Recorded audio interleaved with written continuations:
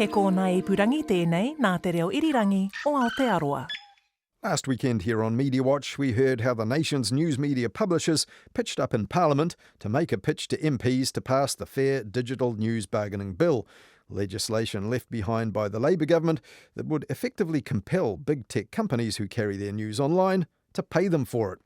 First up at the committee, and one of the most compelling, was the managing editor of the Ashburton Guardian, Daryl Holden. Digital internet companies such as Google, Meta, which runs Facebook and Instagram, and Microsoft, are creaming it at the expense of every New Zealand media company, who in many ways are slowly but surely leading to death. That's because those internet giants are using and sharing news produced by New Zealand media organisations on their mega digital platforms at zero cost to themselves. Now, in years gone by, the news publishers were pretty happy when the likes of Facebook and Google got their stuff in front of the eyeballs of an unlimited online audience. But in recent years, the tech titans have cornered the market in the ad revenues, which used to be rivers of gold for the news media. On Mediawatch last week, the News Publishers Association's Andrew Holden, no relation of Daryl from Ashburton, told Mediawatch it works like this. The vast majority of people will go onto Google or Bing and they'll say Cyclone Gabrielle search, and or they might even write in Stuff because they want to go to the Stuff website, but they're going to it via Google. And that gives Google the opportunity to make money out of that, clip the ticket long before you get anywhere near the Stuff website. But with that in mind, you do wonder why Stuff recently relaunched its free news website without an internal search function, and likewise its 3 new local sites for subscribers of the Press, the Post and the Waikato Times. That virtually forces the users off Stuff's own sites and onto Google to find anything from the archive. Anyhow, rapid technological advances are not making the media's prospects any better. As Stuff's owner Sinead Boucher pointed out in Parliament last week, AI-powered search that Google is working on now might mean that users seeking news might never end up on Stuff's site at all, a development that prompted some in the US recently to warn that it could precipitate an extinction-level event for the news media as we know them. Now, last week, the Media Minister, Melissa Lee, told reporters that AI advances were one reason that she doesn't support the bill in its current form, but she's declined to talk to Mediawatch about the bill or her government's plans for the media.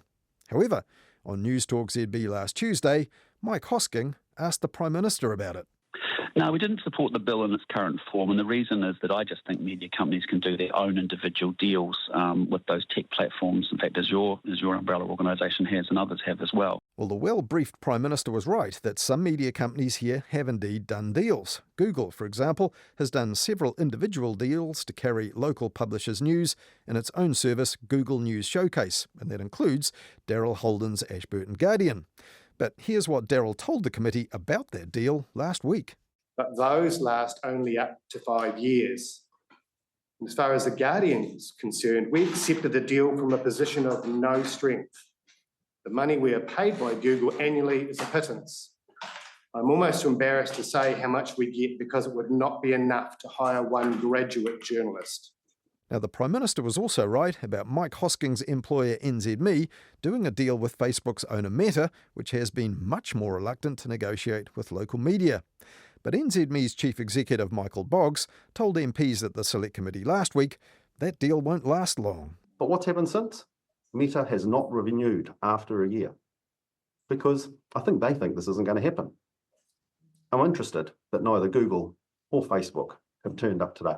And this week, coincidentally, NZME's annual profit plunged 46% to just $12.2 million as growing income from digital subscribers failed to offset further falls in that advertising revenue. Now, as is obvious, there are big vested interests clashing here between the under-pressure publishers and the highly profitable tech companies. But what is in the public interest? Well, speaking for the lobby group Better Public Media, media expert Dr. Peter Thompson told the committee this. The news sector supports the bill because they're in such difficult, commercial circumstances. It's understandable. If you're drowning, a straw might look like an attractive thing to clutch at. We'd rather send a lifeboat. So what would that mean? I asked Dr. Thompson about that and what he thought might and should happen next. I think there really is a crisis in the news media sector at the moment. In the newspaper sector alone, if if you go back to 2001, they had about a 40% share of the overall advertiser spend, and that's come down to now less than 10%. So that's a 75% loss of an advertising market in which they used to be a dominant player. So I don't think they're overstating the crisis. My question is whether or not the Fair Digital News Bargaining Bill is actually the best mechanism for providing some kind of relief for them. Well, it's modelled on or inspired by what's happened in Australia. We had on Mediawatch, for example, Rod Sims, former boss at the Australian regulator, the ACCC. He said, yes, New Zealand should copy what we did. It's returning hundreds of millions to the Australian media. Go for it. So why shouldn't we? I think there's a number of problems with the Australian Act, not least the fact that there's no guarantee that the revenue paid by the platforms to the news media will actually be reinvested in news production rather than shareholder dividends, or indeed that it goes into public interest types of news production. The other thing is that the larger players clearly benefit disproportionately. If the Fair Digital News Bargaining Bill really is intended to provide support across the entire sector, then I think the Australian model's a very poor one to copy.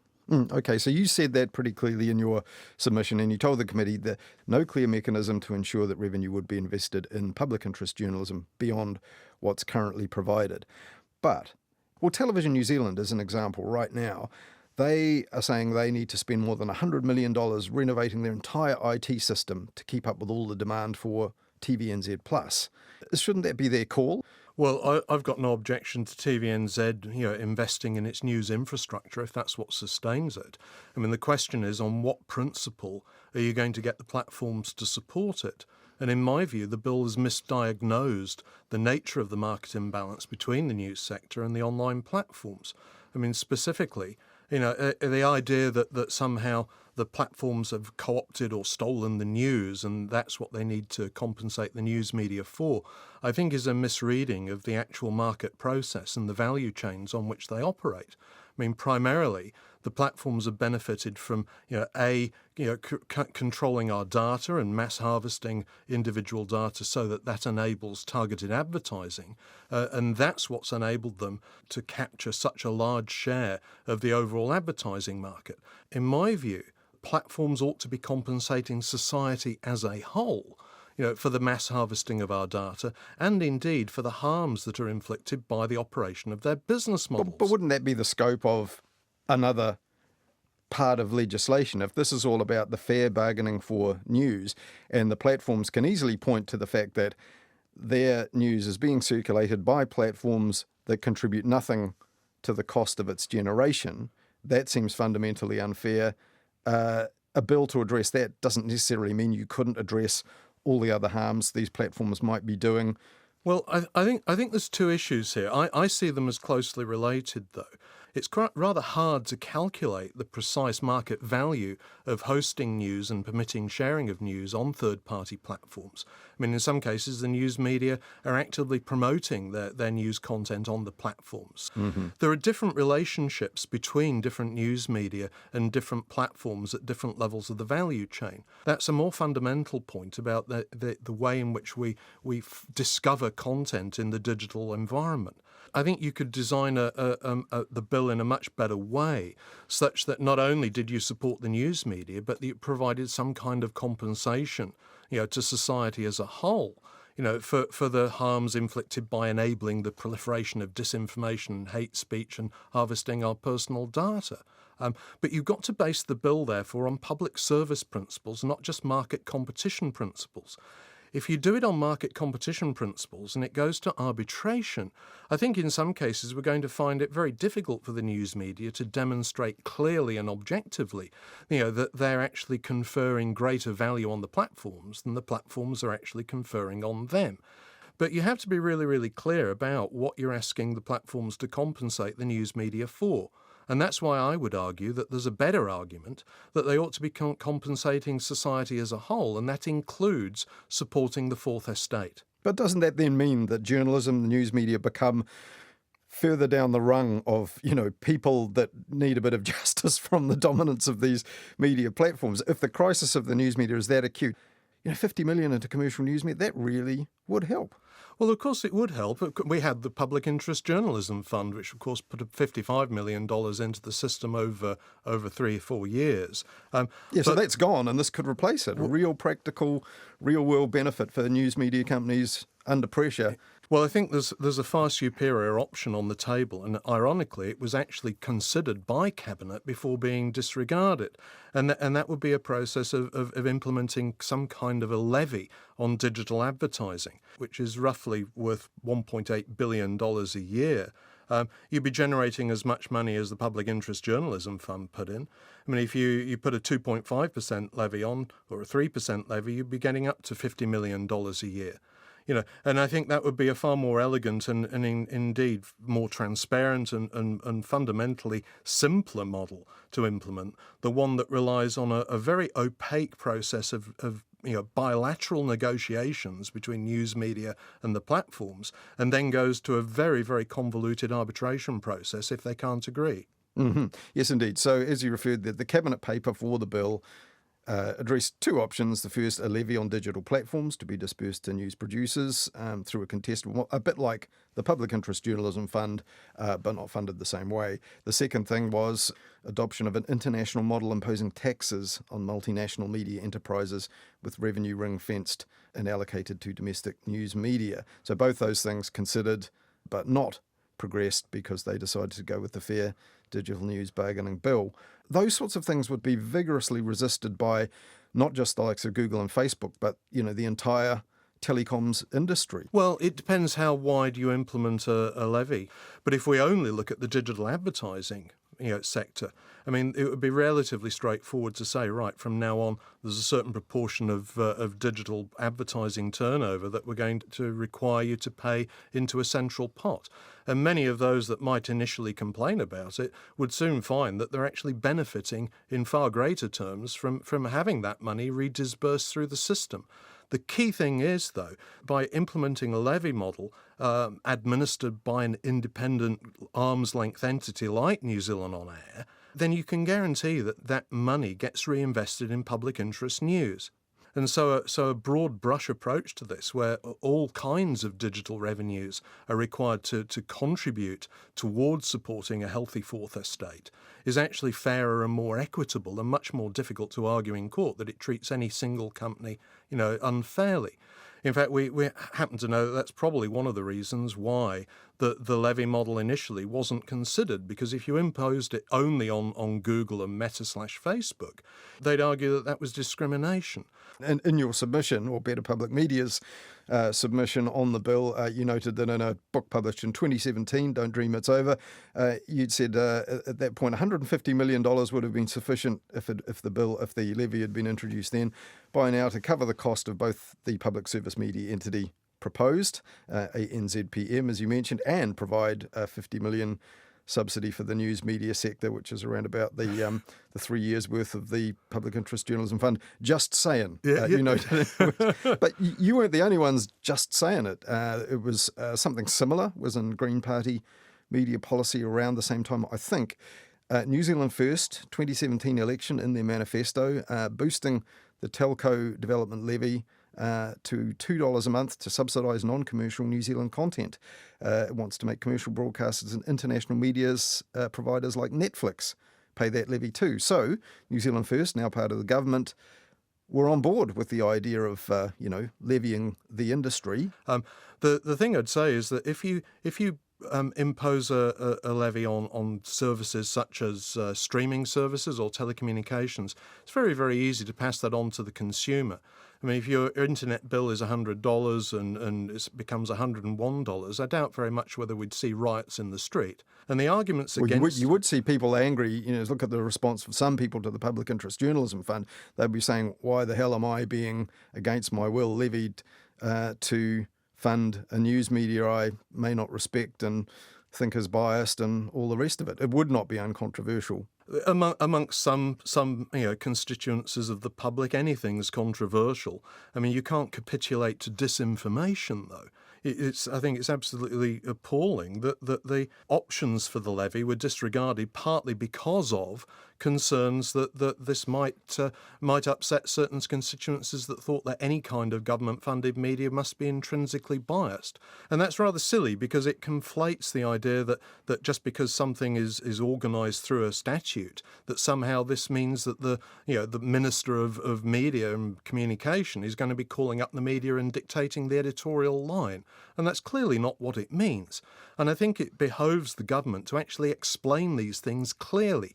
It's distinctly unhelpful when you actually have politicians trying to score political points by, labelling these sorts of schemes bribery. Yeah, the Cabinet paper did specifically refer to that the Public Interest Journalism Fund had led to people questioning whether it had undermined the media's independence and reliability. That's certainly correct.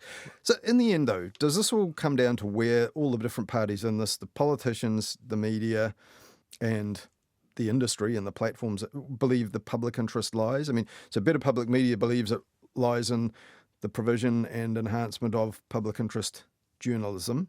The media companies think it's their own survival because they do it. So if they can be financially sustainable, leave it to them and they will create it because that's their business.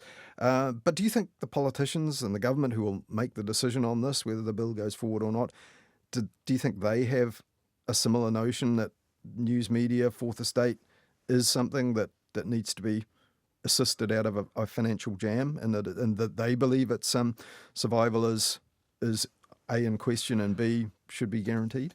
Well, I don't know what the current government's thinking is. I mean, the Minister for Media and Communication, in opposition, said that she opposed the Fair Digital News bargaining bill. She may now be reconsidering, given that there's strong support from the media sector itself. I think it would be very difficult, though, for the government simply to wash its hands and say we're not going to do anything. I think there's a number of serious flaws with the current bill, and I think it would problematically foreclose far better policy opportunities, such as implementing a broad-based levy, which would actually be far more elegant, more transparent, and be just as functional as any kind of non-transparent bargaining between the platforms and the news media. Yeah, this was a Labour initiative, of course, but introduced too late for them to progress it themselves. They lost the election. It would seem weird if a national opposition that has unpicked so much of what the former government has done would progress one of their bills. Do you think if it does go through, the government would want to see it as their bill, change the name, rewrite it fairly radically? Is that the most likely, other than just extinguishing the bill as it exists? I don't know how likely it is, but it wouldn't surprise me if the government did want to tweak the bill, and I think they should. I think they've got a great opportunity to put a good piece of legislation forward. I mean, if they do have to proceed and they don't want to go down the levy route, then at least I think they should make sure that some of the money generated through these deals is allocated to the smaller players.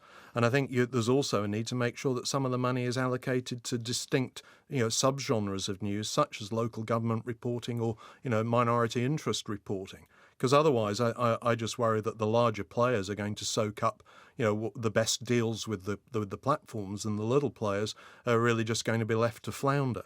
So, as I said in the Select Committee, I mean, if you offer a drowning person a straw, they'll clutch at it. But I think we really need to send a lifeboat.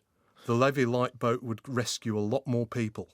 That was Dr. Peter Thompson, who's the chair of the Better Public Media Lobby Group and an associate professor at Victoria University of Wellington's School of Media and Communication.